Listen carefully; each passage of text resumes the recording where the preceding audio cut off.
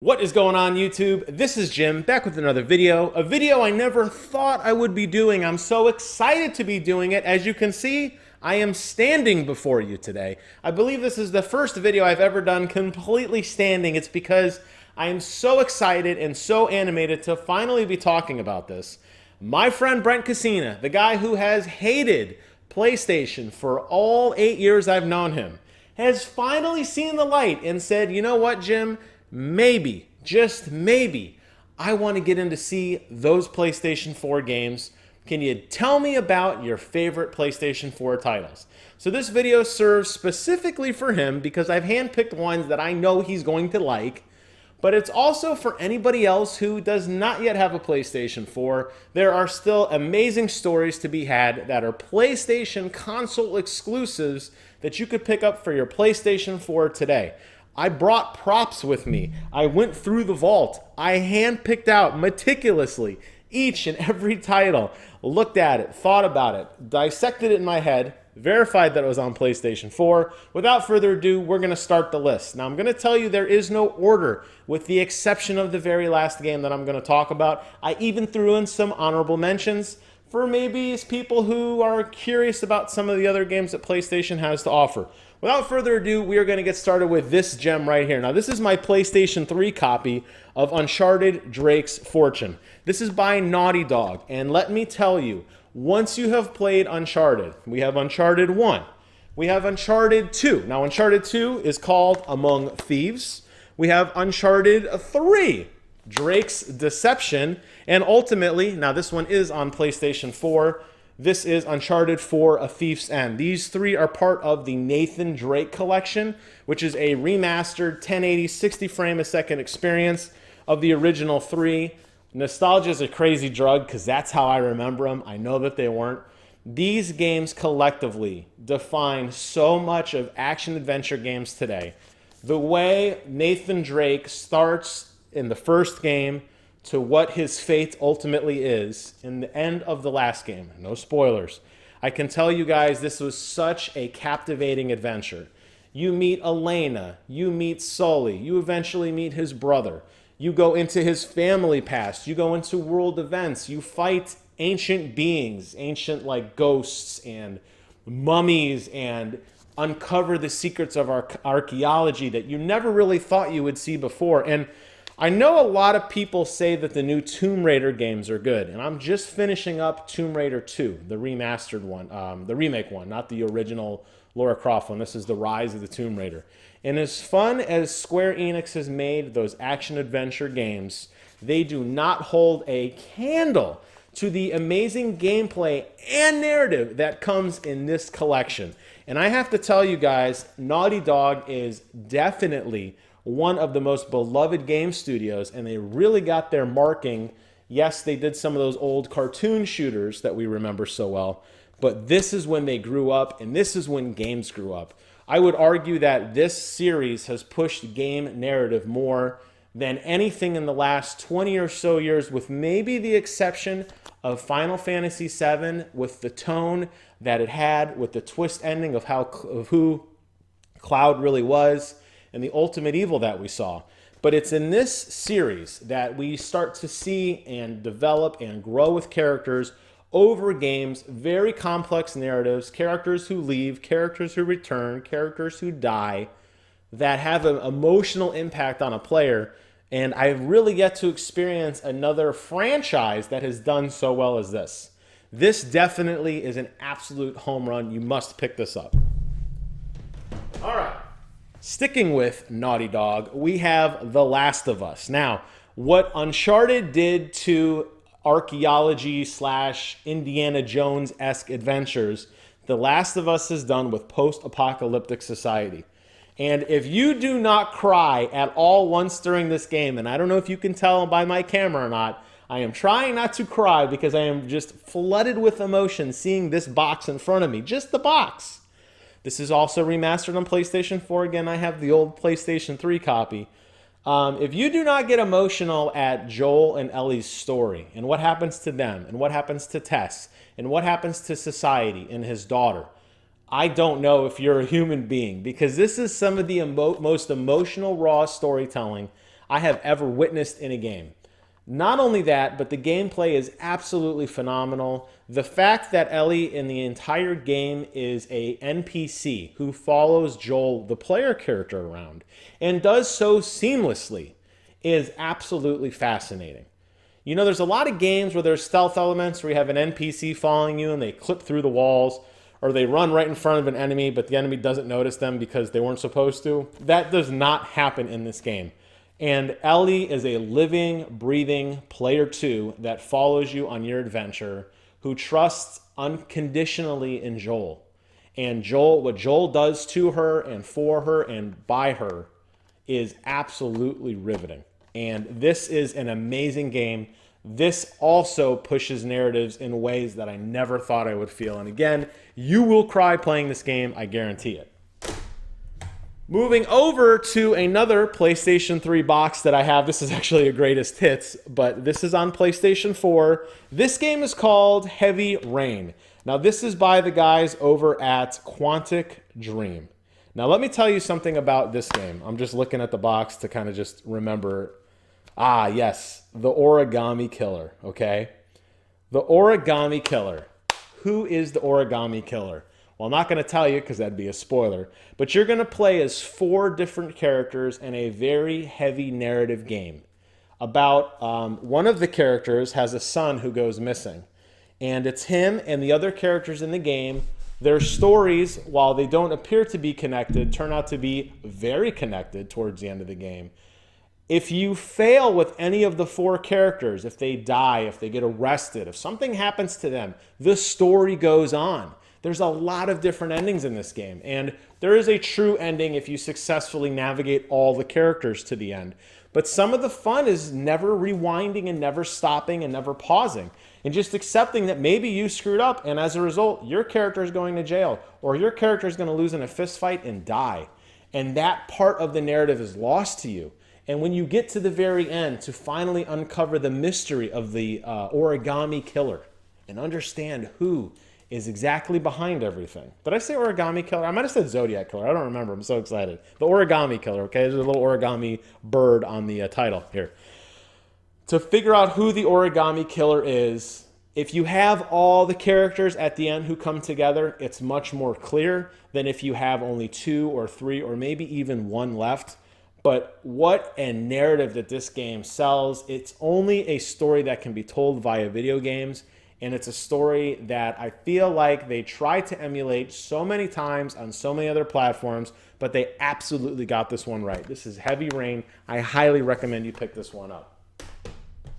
Another heavy story-based game. In case you're not noticing a theme here, my friend Brent, I know you love story-based games. This game is a little gem called Until Dawn. Now, Until Dawn was really a sleeper hit, and that's really unfortunate because I don't know if Sony had a lot of faith in supermassive games, but I'm going to tell you what, they pulled off an amazing adventure.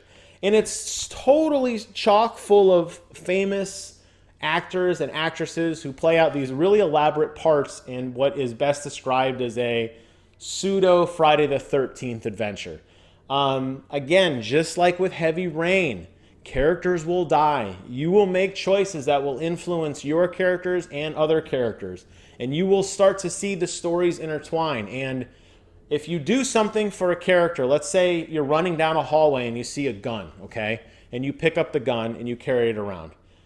If you run into a villain, that character can use the gun to shoot the villain and stay alive. I'm being vague on purpose. However, when you play again, because it goes chapter by chapter and we bounce around all these characters who are split, let's say later on in the game, another character is running down that same hallway chased by something or someone else, right? You know there should be a gun there. You run over to get it, but it's gone. And it's gone because the first character already took it. That second character is dead. That is how this narrative intertwines. And the choices you make not only affect the immediate character you're playing, but the entire story as well, and all the other characters. And you have to survive until dawn. There's a reason why. And it was really, really good. There was a really cool scene at the end where I had to do something in order to save a character. And I failed. And I'm sitting there next to my wife, and she looks at me, And she starts yelling at me, and I start yelling because I'm so mad at myself because I let a character down because of a QuickTime event. And my hands were shaking, my heart was pounding. It was such an immense emotional experience. And that's the kind of narrative that PlayStation exclusive games bring. And that's absolutely one this brings. I haven't seen a game that does this well that isn't campy. You genuinely feel connected to the characters in the world when you play this game. Until Dawn, a home run. Now moving on into a couple other classics. I say classics. I don't know. I mean, to me, they are classics. Let's first start off with this gem right here. This is Horizon Zero Dawn.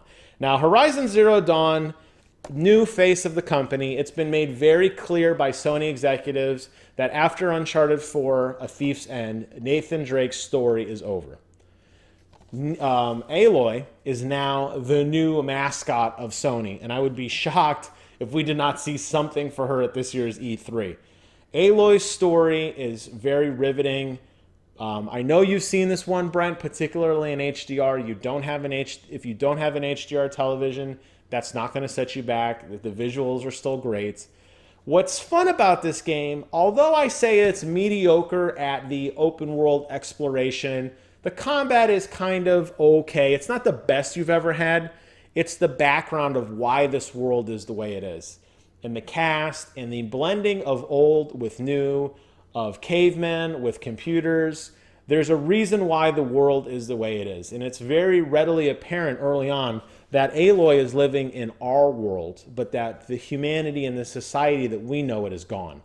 And the uncover, the raveling, and the mystery, and the turns that this game takes is really, really well done. I would love to see this game adapted into a movie, not only because I want to see a robotic dinosaur, but because I feel like this is one of those stories that would lend itself well to movies, because there's a lot of cutscenes in the halfway point of the game that totally changes your perspective of the world and the reason you are who you are and the reason you are compelled to do what you do.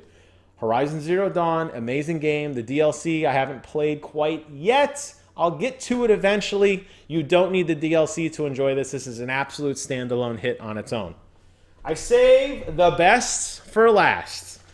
Fumito Ueda is a blessing to video games with two of these amazing titles, Shadow of the Colossus, my absolute favorite game of all time, and The Last Guardian, my second favorite game of all time. I can't tell you guys how much Shadow of the Colossus means to me. I can't tell you guys how much this game has impacted me on a personal level. It is such a beautiful story, such a tragic story, such an emotional story. And I want to leave it at that. And I want to tell you The Last Guardian just continues that ride. If you are an animal lover or a fantasy lover, you're going to love The Last Guardian. You will cry. This is the waterwork game. If I ever become an actor and they say, Jim, we need you to act out the scene and cry at the end, I'm going to think about these two games. I'm not kidding. My eyes are welling up now, so I'm going to move on. These are the best games of all time, and I don't see these games ever being trumped. But there are some honorable mentions. I did pull out a few other honorable mentions to talk about briefly. The first is Infamous Second Son, which I loaned to a friend, so I don't have the box. Now, Infamous Second Son is a continuation of the Infamous world, but it retires. It's a new character. It's not the character from the first and second one. Cole is gone. We now have Delsin. It's not the best game. That's why it gets an honorable mention. It was an early PlayStation 4 title. It wasn't a launch title, but it came pretty soon after that. I think PlayStation launched in November. It came out like, I want to say late February, early March-ish. What it does, though, is it introduces you to the world of Infamous, and it introduces you to the world of superpowers and superheroes and how people are influenced by the powers they get. And it's a very fun game. It's not heavy by any means. The villain is kind of one-dimensional. The gameplay is somewhat repetitive, and I know it sounds like I'm bashing it. That's why it's only an honorable mention. But for somebody who's never experienced the amazing storytelling or the amazing introduction to the world of Infamous, the good and bad choices, the karma system, I really recommend that. So I would say Infamous Second Son absolutely is something that you can pick up very cheap, and you would absolutely love it. If you do enjoy that world, First Light, the DLC, follows one of the characters, Fetch, on her quest to find her brother. Her superhero power is light. Light. I want to let that sink in for a second. That's the kind of world this game takes place in. It's a very different take on video game superheroes, and it's one that I think, Brent, you would particularly enjoy for that very reason. Three other honorable mentions. Again, I know, Brent, you're not a super huge fan of the Soulsborne games, but I have to recommend Nioh. Nioh is the Dark Souls that takes place in feudal Japan.